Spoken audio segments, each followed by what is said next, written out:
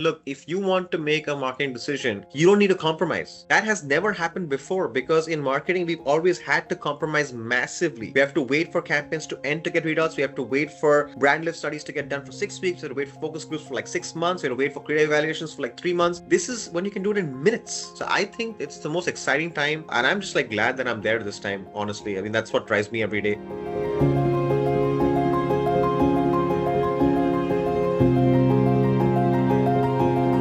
I think the best way I'll answer that is that I have a friend who's very sporty and he plays all sports. He's very competitive. He's very fit, right? And if I had to just pick someone randomly as to be a nomination way to play a sport, I'd pick him.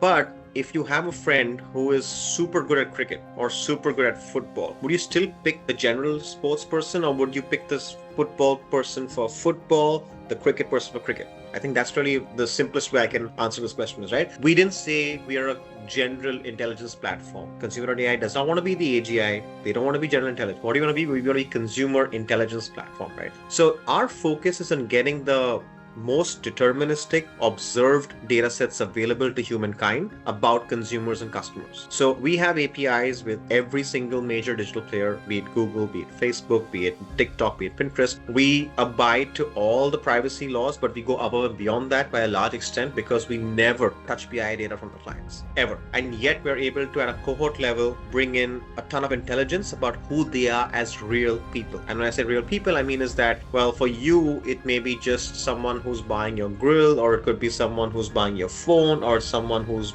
buying a shoe. But even the sneaker heads have more life than just sneakers, right? It's hard to imagine, but they do. So the thing is that how do you actually understand who your consumer really is? That's a big part, right? The second is that how do you actually understand what's going on in their mind? Like, what are their search patterns? For each category, there are like hundreds of thousands of keywords that are happening around that peripheral of that particular category or your product. What's happening? What searches are going up? What is going down? Which is trending? Which is not trending? Which is in correlation to which keyword? Which seasonality goes inversely with something else? What are the questions? Are there new questions being asked? Are the same questions being repeated? Who are the competitors? Are there new competitors coming up? Are there alternatives coming up that are not in your category, but that category itself is replacing yours? Now tapping into these real signals, not synthetic data, not based on some old trained web crawl data. No, we're talking about like real-time insights that's happening right now and how that is in contrast to what has already happened. Understanding all of that search patterns, understanding all of those mentions that are happening on those different platforms, putting all of it together in congruency. Because the other problem with all of our tools today is that we have one tool that will do, search engine, some SEM